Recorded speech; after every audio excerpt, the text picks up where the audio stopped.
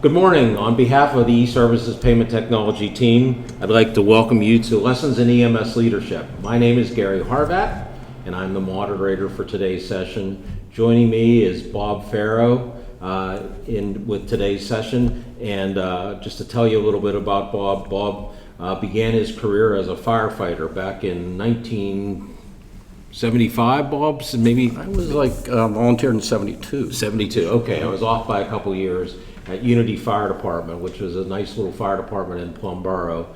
And he got in on the cutting edge of EMS at that time.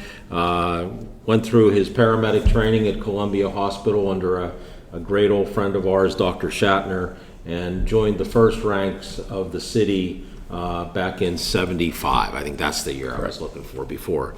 And worked his way up through the ranks and served as chief there, Bob, from 2016 to 18. 16 to 18. So Bob has a long and detailed background in emergency medical services, most all of that being with the city, and I believe was in 2019, your high school, Plum Senior High School, honored Bob with a great award for his long-term commitment to emergency medical services. So welcome, Bob. We're glad you're here. Thanks for taking time from your day. I'm sure you've learned a few things along the way. Lessons in leadership is what we're terming this today. So if you were to pass on any of those lessons, what would they be to somebody coming in for the first time? Well, I would say first off, you need to be a good listener. And you might think you know everything, being in leadership, that's why you're here. I'm going to run the organization my way and so forth, but that's obviously not the case. You want to listen. People have some great ideas, and people say some things you may not like, so you've got to accept criticism. Constructive criticism is good, but all kind of criticism. And then you deal with that. You need to separate the good from the bad, but you can't be thin-skinned in this position. You got to accept the fact that you don't know everything, and some people out there have some great ideas. So, and you want to surround yourself with good people, not just loyal people, but people that have been around, they're knowledgeable, motivated, and the fact that and you're comfortable with them doing a good job. So when you're not available, things are going to go the way you would expect them to go. So I think that's the most important thing in leadership, is to build a good base. Any organization like ours is, we 200 plus people. You need a solid foundation. It's from the bottom up. It works the best, not from the top down. Did you find it hard, Bob, since you basically spent your career with the city, transitioning from that operational environment to more of an administrative one? Was that much of a challenge for you? Was it a hard pill to swallow? It was difficult at times. Yeah, you're used to working with your hands, getting involved. And to step back and try to manage a situation, be it a vehicle crash with a few injuries or a mass casualty event, to step back and actually manage the incident, it's not easy initially. Sure. It took some time, and some of our chiefs that I worked with were real good at relaying that information and saying, no, it's not your role to provide patient care. You're managing the incident, and but you're a manager now. You're not going to lay your hands on patients like you used to. And you still do on occasion, but as it turns out, that's great advice. And that's a hard it's hard to do that. It takes some time. I bet it is. Yep. So over the course of your years, what kept you getting out of bed and being motivated and grounded to do the job that you did so well?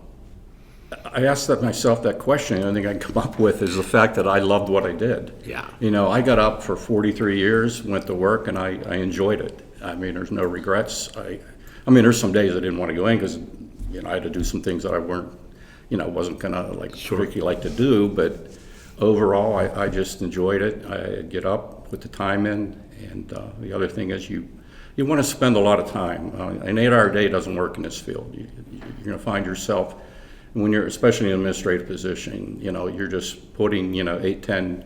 You're there early, and you're there pretty much after everybody goes home, and in the office, and that's just part of the job, and it comes along with the territory. But it's rewarding overall. I enjoyed it. 43 years. I don't know what field you can get in where you, with very little experience and training, you can provide the medical care you provide and save the lives, and that's so rewarding. And I know EMS, I think we underappreciate what we do as a whole. I don't think we realize how important our job is. And certainly, I think the people in the community don't really understand to this day what we really do or what we're capable of doing. You know, so it's something that I think that's what kept me going for so long. And after 43 years, there's a couple of things that happen, not on the job, but in your personal life. You have grandkids, you want to move on, and you don't want to. You want to spend some quality time with them, and I couldn't do that with some of my, my children as a whole, because you get called out, you're working, you didn't have the opportunity to spend as much time with them as you should have growing up. So taking that into account, that's probably why I retired, or I would have kept working. It wasn't the fact I didn't like the job, but it was. So you had a number of great moments, including your, chief of the city's hazmat team, and of course, your involvement with the G20 summit.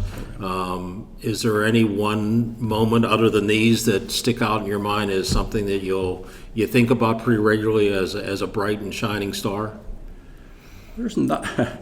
That's a great question. There's really nothing I can say. March 13th, 1986. I hit the lottery, $100,000. A great thing.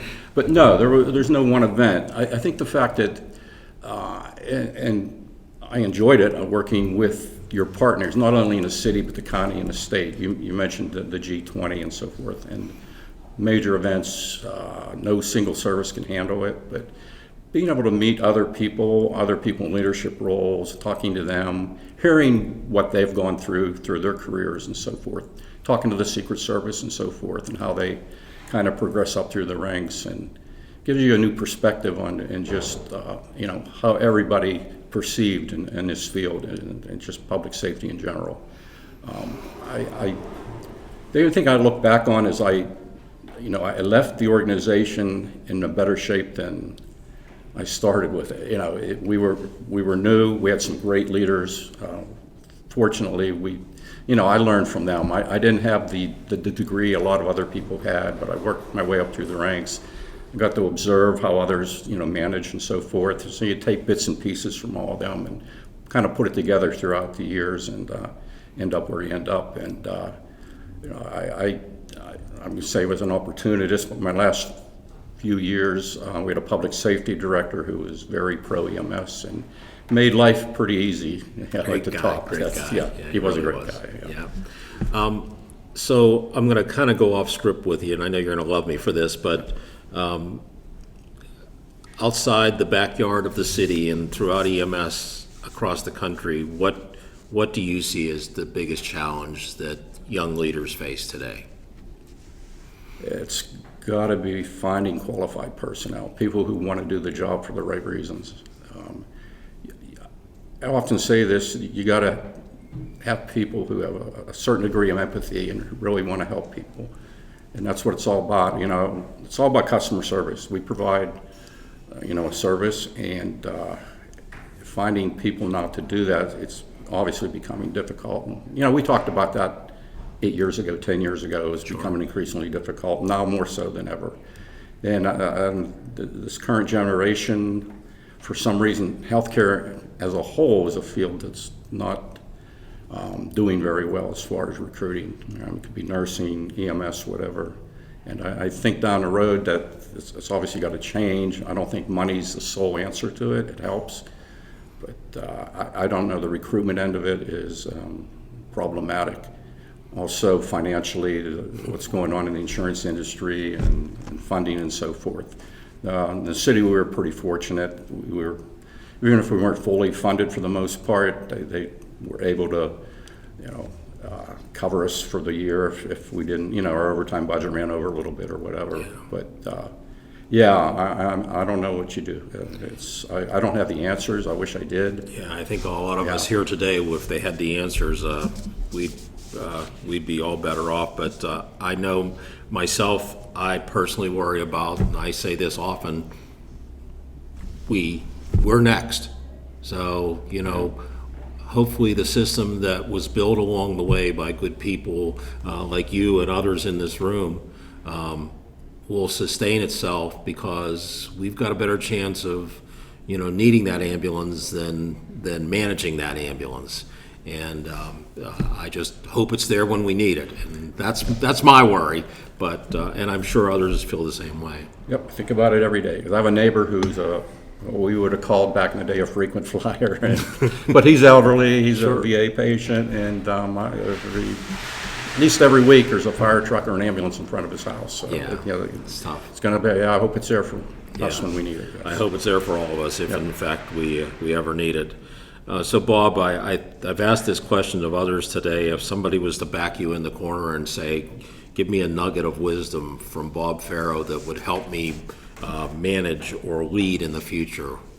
I think you've shared some of that today, but if you could give us anything that you could guide somebody coming new or somebody that's maybe been in the industry for years that's going to take a leadership role. Right. Well, the leadership role part for those who are experienced and moving forward, I think the key is to do no harm. Look back at the history of your organization, other organizations around you. Learn from mistakes made, learn from things that have worked out well with them, for them, and initiate them if you're not already doing so. And keep an open mind, surround yourself with good, solid people that you can rely on, trust, and are motivated. There's nothing, for me, the key was you could go home. I had the ability to forget about work for a while when I did get home. I didn't take it with me. Sure. I left it at the door, so to speak, and probably the only reason I made it through 43 years. But if it's something that, you physically, some people just can't take criticism, and they take it with them, and they can't let it go. And Yeah. you can't be like that in leadership, not in this field anyhow. Right. So looking back those 43 years, would you have done anything different? Job-wise, no, I enjoyed it. I enjoyed the people I Seems worked to be the with. standard answer here today. Yeah, no, I mean, you made the job fun. You work with people. We had the opportunity to bid in and out of stations, early on, and then we ended up working with some people that are lifetime friends and colleagues, and I don't think it gets any better than that. Not financially. There's other fields that, thinking back on, you say, well, I could have been that. I would have been better off. But I mean, as far as work goes, if you love your job, or that's 90% of everything. 90%, that's for sure. So, Bob, thanks for your time. Appreciate it. Thanks for being here.